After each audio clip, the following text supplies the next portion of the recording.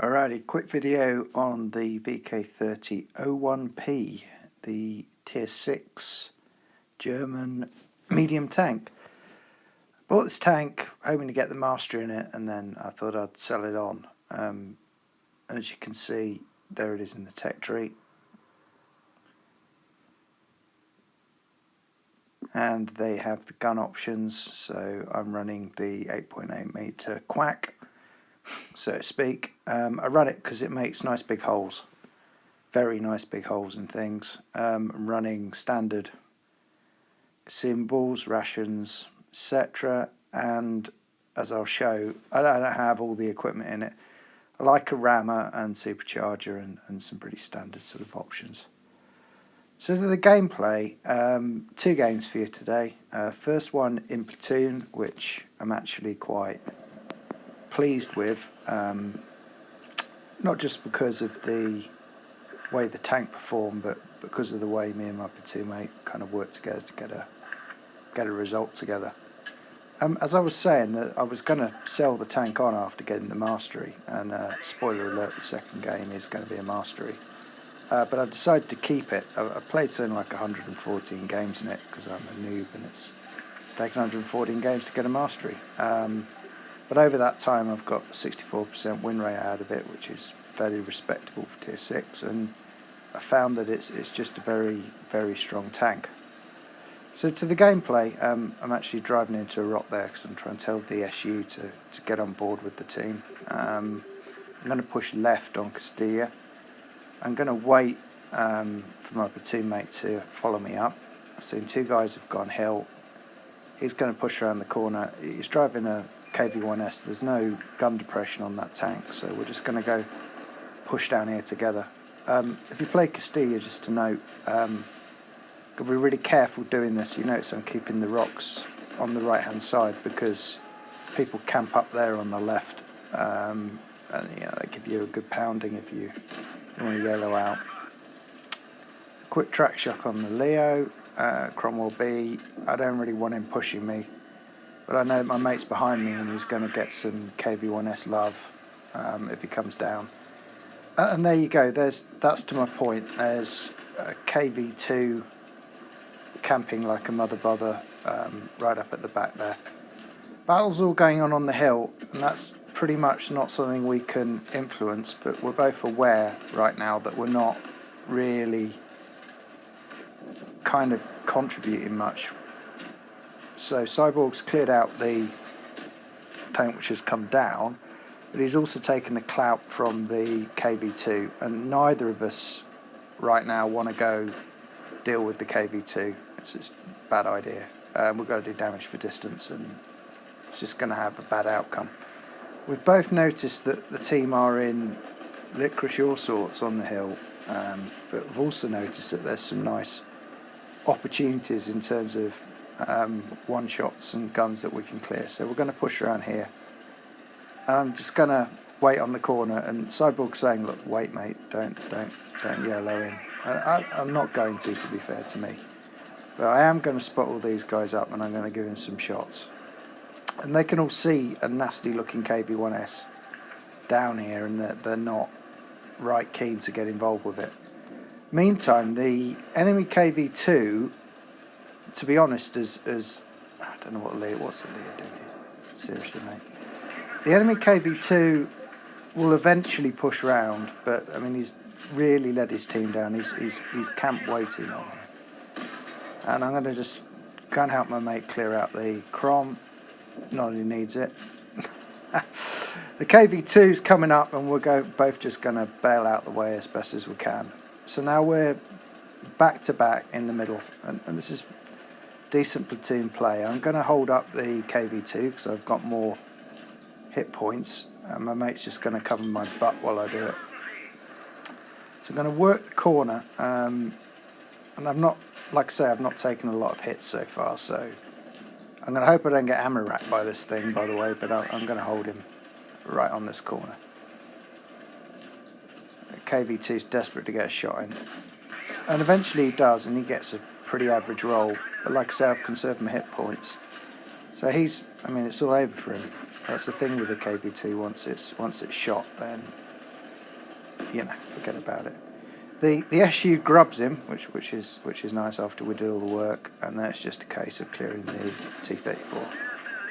So you can see how kind of strong the tank is. I've got 160 in bounces. It's not a lot, but you can see how accurate the gun is kind of over distance, and you can see that in a same tier medium brawl, it can really brawl with the best of them. It can give and take, and like I said, with the 8.8mm, you're going to punch really large holes in things if you aim accurately. Okay, second game out of platoon in Alpenstadt. Now this game from start to finish, I'm going to be honest with you, is a disaster in terms of gameplay from everyone except for me and the Vk30.01, and more of him later. So you can pretty much tell from the start of the game sometimes that it's very likely to be a loss, and this is no different. If you look at the team, I'm lower tier, so I'm kind of waiting to see where the top tier will go, and that's my fault. I should probably be giving some direction. I've played a few more games than most people. But that's not to say they're not going to ignore me anyway. So I'm going to cast around and try and work out which way the team's going. And as you can see, as it turns out, they have no idea whatsoever where the hell they're going. So I'm thinking, well, I hope the Reds are bad because these guys are clueless. So I'm going to follow around the VK because I noticed he popped off, and the SU's gone the same way, which is quite a strong tank. But I'm hoping the VK will go spot. I'm hoping he won't YOLO. I'm hoping he will go and spot and give us some shots, and at least we know where the Reds are. Now I think they've all gone top corner, so I'm pretty surprised to see a VK kind of lurking. Now watch the gun. I mean, look at that. That's a tier 6 medium gun.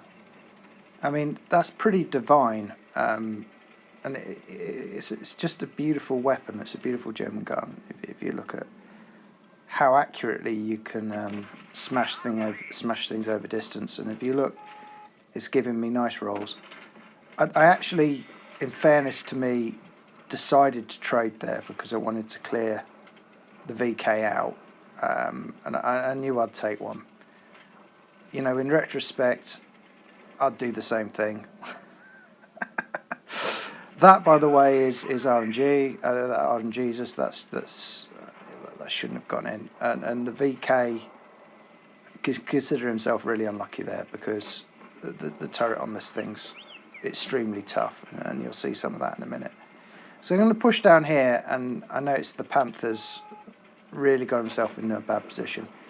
The enemy are camped up on the hill, and they're going to put fire into the side of the SU. But he is doing one service for me right now, and that is just distracting the enemy team, occupying the Panther. He's taken a terrible flogging for it. I mean, it's a horrible position. He can't seriously not realise that the entire enemy team isn't behind him. RNGesus evens out on the T-43. Fair enough. Made some outrageous shots already this game. And there I make my first mistake. I fire AP at the FV. It's a tough tank. You needed APCR aimed. And there you go, I track him. And that's a better result. I'm going to see if I can get another shot into him. But I notice that he's not stupid and he's pulled back. And I also notice this T-150 is going to get really pushed. And then coming round the corner, which I've just tracked, oh joy, is a stock Tiger, and that's just extremely good luck. You know, if that's a fully upgraded all-in Tiger, it's going to come down here and smash me. But as it is, it's stock, and he's obviously not a very good player. So bounce one in the turret, and as I say, this turret will absolutely bounce, no problems at all. And I'm thinking about the Tiger, but the VK then makes a choice for me. He's going to push, which is a pain because I'm going to have to trade with him, and I really don't want to. Second mistake I make there is I fire APCR into him, and if I'd gone with normal ammo, I would have cleared him with one roll. So my fault, to be honest. And I'm going to pump this Tiger. I get another bounce. You can see if you angle the tank and use the turret and the front glacis is on a steep angle, you really will bounce shots. I am using APCR on the Tiger because it is, for all of it being stock, extremely tough. Here comes mistake number 3. I decide to push the Tiger because I have faith that the Chi-Ri is going to pump the FV with a clip, and it just doesn't. And you know, there's a lesson in that. Don't trust your team. So there you go. The FV finishes me, and I'm thinking, well, all might be well because I've cleared the Tiger, and I've noticed that I've left pretty much a full health Chi-Ri with a clip in him. And all this guy's got to do, I say all, I mean, in fairness to him, is not be an idiot and get some decent shots in. And he just needs to side scrape off a rock, and he's still reloading, and he rams. Why? It's a paper tank. And the FV just out DPMs him, and to be honest, it's just bad gameplay. But those are the Brokes, those are the teams. I pointed out the 3 errors I made in the game, possibly 4. I mean, it's my own fault, you know. There you are. But for all of that, I get 2.9k and the mastery in the tank, which I've been looking for. I mean, I was lower tier. Well played, by the way, to the FV. He also got a master and did over 4k. Contacted him afterwards. Really, really nice guy. And we both said we're pretty much the only people playing, but there you go. Anyway, the VK, if you have the credits, buy it. It's a very overlooked and very nice tank. Thanks.